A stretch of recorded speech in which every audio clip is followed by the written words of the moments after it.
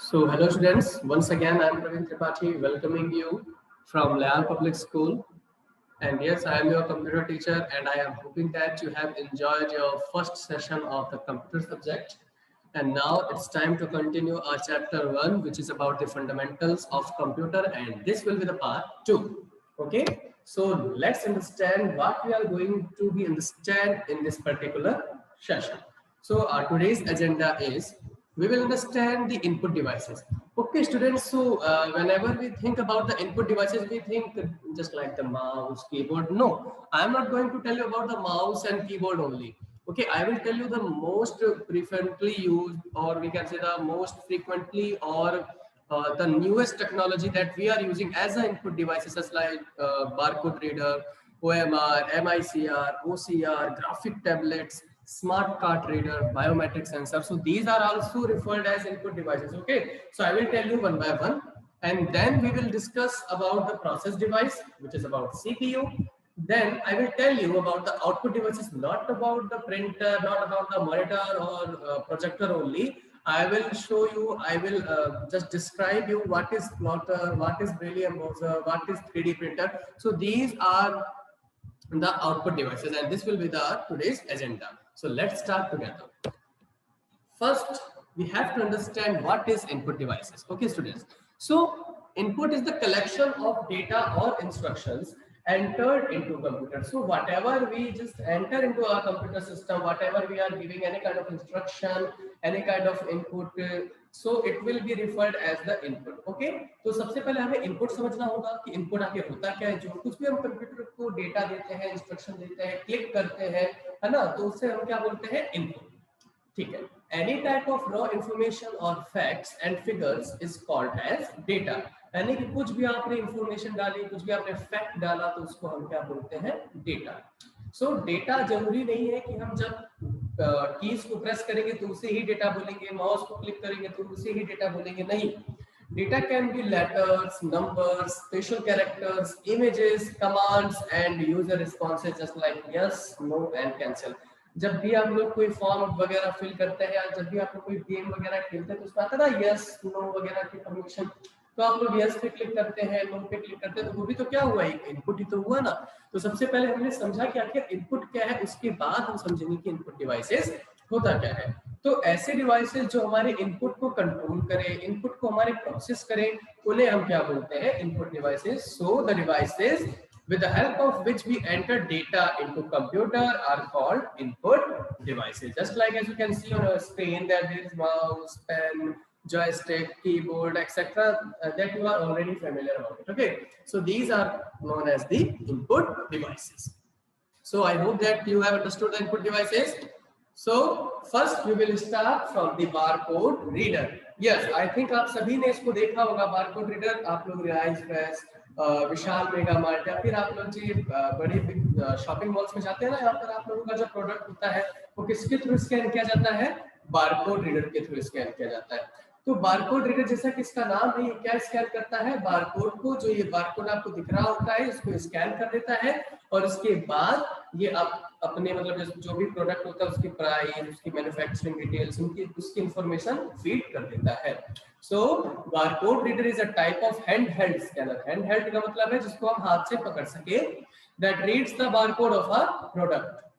Barcode contains information about the product's price, manufacturing details and etc. So barcode reader तो आपने को आ गया समझ में. अब नेक्स्ट हम समझेंगे कि OMR क्या होता है, that means optical mark reader क्या होता है. देखिए स्टूडेंट्स, आजकल जो जितने भी ऑनलाइन एग्जाम होते हैं या ऑफलाइन एग्जाम्स होते हैं ना, तो सब मल्टीपल चॉइस क्वेश्चंस में लिए जाते हैं. आप लोगों का जो गूगल फॉर्म है वो भी तो आप लोग मल्टीपल चॉइस क्वेश्चंस में देते हैं.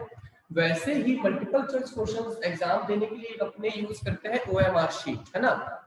तो OMR शीट को जो स्कैन करता है, जो उसके आंसर्स स्कैन कर लेता है, उसके आंसर्स को रीड करके अपना आउटपुट यानी कि रिजल्ट दे देता है, तो उस डिवाइस को अपने क्या बोलते हैं, ऑप्टिकल मार्क रीडर. और अगर अपने शॉर्ट में बोलेंगे तो उसे क्या बोलेंगे, OMR device. Okay, so this device is used to read the marks made by a pencil और pen on a special sheet, and this sheet is known as the OMR sheet.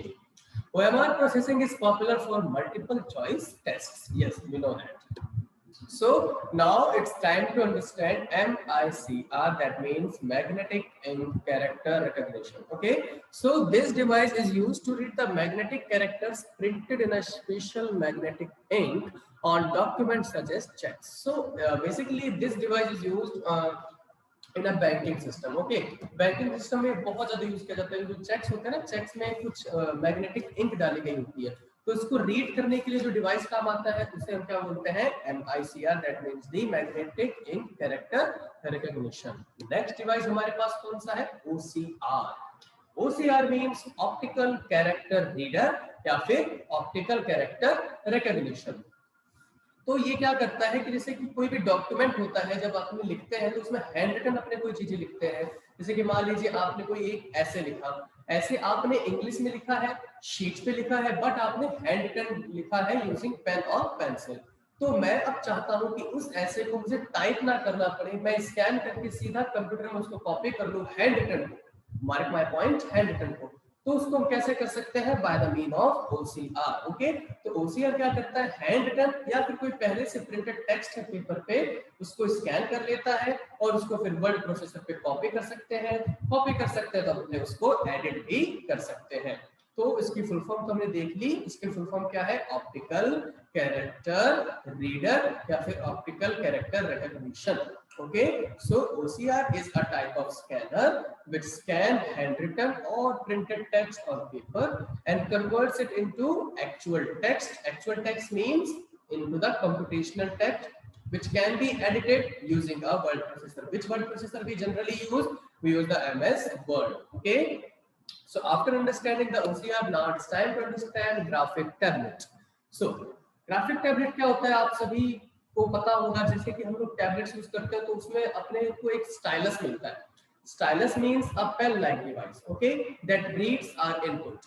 तो उससे क्या अपने कुछ भी लिखते हैं, कुछ भी ड्रॉ करते हैं. आपने सैमसंग के फोन्स में भी देखे होंगे स्टाइलस, तो उसे ही ग्राफिक टैबलेट बोला जाता है. ठीक है, तो ये जो होता है ये कंप्यूटर एडेड डिजाइनिंग के लिए काम आता है. जैसे कोई डिजाइनिंग करते हैं ना, तो अपने ग्राफिक टैबलेट का बहुत यूज करते हैं.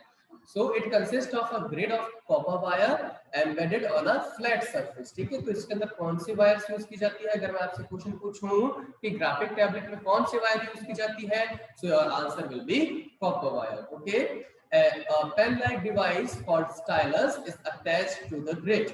Okay, so what is grid? Grid is the screen that we use in a graphic tablet. Okay, so now we will understand the smart card reader. Yes, ये डिवाइस आप सभी ने देखा है. जब भी हम कहीं पर शॉपिंग करते हैं तो कई बार हमें जो हमारा शॉपकीपर होता है एक और ऑप्शन प्रोवाइड कराता है कि आप अपने ATM कार्ड को भी स्कैन कर सकते हैं या फिर रीड करवा सकते हैं. तो ये उसी का ही एग्जांपल है smart card reader. Sorry, smart card reader क्या होता है, एक स्मॉल प्रोसेसर होता है जिसके अंदर अपना pin number, account number store होता है या फिर वो उसको रीड कर लेता है. ठीक है, उसके बाद वो अपने को ट्रांजैक्शन यानी कि जो भी है पैसों का लेन देन है उसकी परमिशन अपने को देता है. ये जो बेसिकली होता है ना, ये एक्सटेंशन है ATM का. ATM का एक्सटेंशन है, दैट मींस कि ATM का एक छोटा सा रूप है. ठीक है, so smart card contains a small processor that holds certain information like PIN number, account number, and etc. And this basically an extension of ATMs commonly used in banking services. So now we will understand the biometric sensor. I hope कि आप सभी ने इसके बारे में सुना होगा या कई बच्चों ने इसको देखा भी होगा कि बायोमेट्रिक सेंसर जो होता है जो हमारे फिंगरप्रिंट्स को स्कैन कर लेता है. हर फोन में हमारे आजकल बायोमेट्रिक सेंसर आ रहे हैं. पीछे जो अपने फिंगरप्रिंट से लॉक अनलॉक की सिस्टम करता है ना फोन को, उसके अंदर बायोमेट्रिक होता है. देखिए, बायोमेट्रिक का मतलब होता है कि जहां पर आपके बायोलॉजिकल जो यूनिक आइडेंटिफिकेशन होता है उसको रीड किया जाए. तो बायोलॉजिकल यूनिकली आइडेंटिफाई हम कैसे कर सकते हैं किसी ह्यूमन बीइंग को, by matching its DNA, by matching its fingerprints और by matching the face shapes. Okay, तो यही कुछ बायोमेट्रिक जो यूनिक चीजें होती हैं, जो यूनिक एट्रीब्यूट्स होते हैं हर एक ह्यूमन में पाए जाते हैं. तो इन्हीं को ये डिवाइस जो है रीड करता है, एज अ इनपुट लेता है और उसके बाद अपने को परमिशन अलाउ करता है. सो बायोमेट्रिक इज द मेजरिंग माने नापना of unique attributes of a human such as DNA matching, fingerprints identification, face shapes and comparison, etc. So this is how we have completed the input devices in a unique manner. We haven't understood the input devices like keyboard, mouse, and etc. We have understood the smart card reader, biometric sensor, MICR, OCR, OMR, barcode reader that is frequently used in our day-to-day life. Okay, so that's why I have introduced it. Okay, now it's time to understand the process device. Yes, so process device is nothing but the CPU. CPU means the central processing unit. We all know that CPU is known as the brain of computer and so on. Okay, so the device which process, which control all the devices is known as the process device. Okay, so first we need to understand what is process. Whatever we are giving to the computer system, it must be have the process. Okay, जो भी हम कुछ देते हैं computer system को वो पहले process होता है, ठीक है, तो उसे जो कंट्रोल करे डिवाइस उसे प्रोसेस डिवाइस बोल देंगे. So process is the manipulation of data as per given instruction. Manipulation का मतलब होता है चेंज करना, है ना, चेंज करते हैं अपने अकॉर्डिंगली, तो उसे हम क्या बोलते हैं, process. So the CPU, that means the central processing unit, is the processing device of a computer.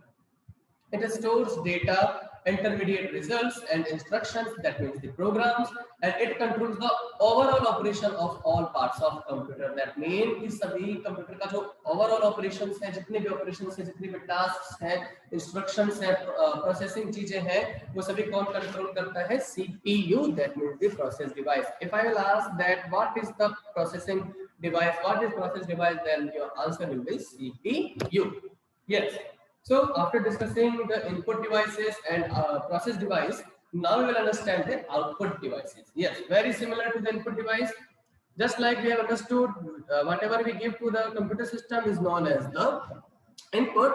Similarly, whatever computer gives us as a result, as a final output, so it will be referred as the output, and the devices which control the output will be known as the output devices. बहुत ही easy है कि ऐसी devices जो output को control करें उसे हम output device बोलेंगे, ठीक है.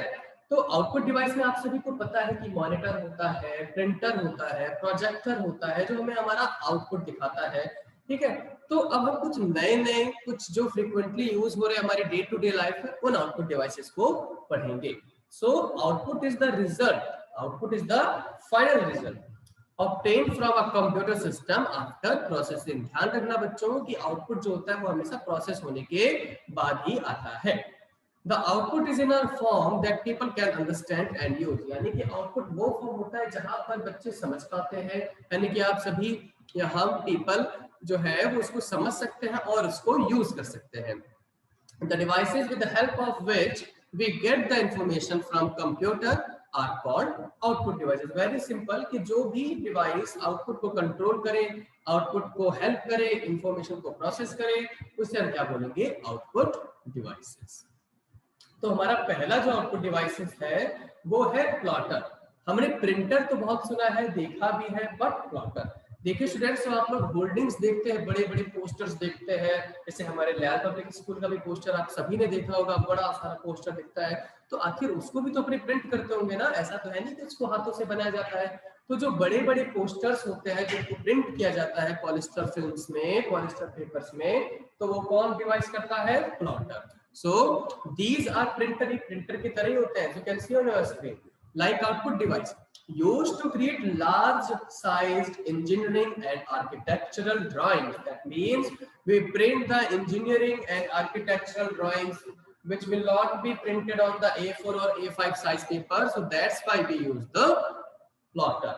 और plotter में कौन सी फिल्म्स यूज होती है, कौन सा शीट यूज होता है, polyester sheets. Okay, now the next thing is Braille embosser. देखिए आप लोग 5th क्लास अभी पास करके आए हैं और 5th क्लास में हमारा एक चैप्टर था जहां पर हमें ब्रेली स्क्रिप्ट्स के बारे में पढ़ाया गया था.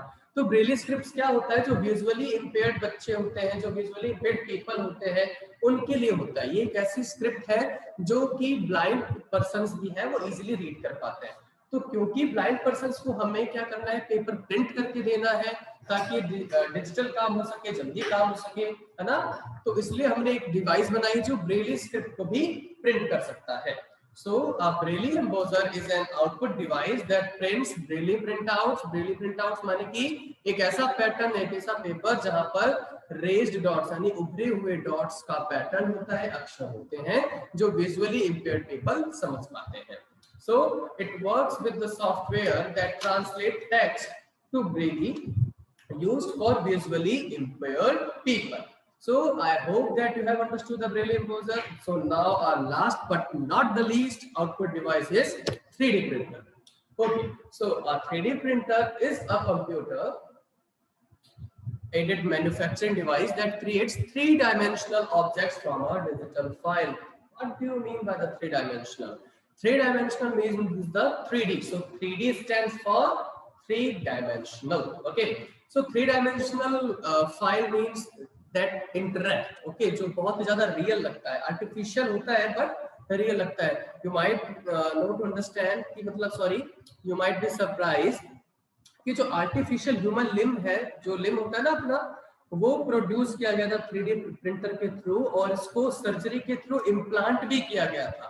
तो देखिए मेडिकल लाइन में जो 3D प्रिंटर है कितना रेवोल्यूशनरी हो सकता है कि अगर जो ह्यूमन ऑर्गन है अपने उसका जो डमी है, उसका आर्टिफिशियल प्रोडक्ट है, उसको प्रिंट करके अगर अपने ट्रांसप्लांट कर दे, इम्प्लांट कर दे, तो कितना अच्छा हो जाएगा। यानी कि artificial human limb produced by 3D printer. As you can see on your screen that this is a device which is printing a human structure in a very similar manner. Okay, so this is known as the 3D printer. So to the students, I hope that you have understood the devices which I have told you. And I think this is enough for today. So I am once again hoping that you have understood and enjoyed the session. And please follow the COVID appropriate behavior. So take care and bye-bye.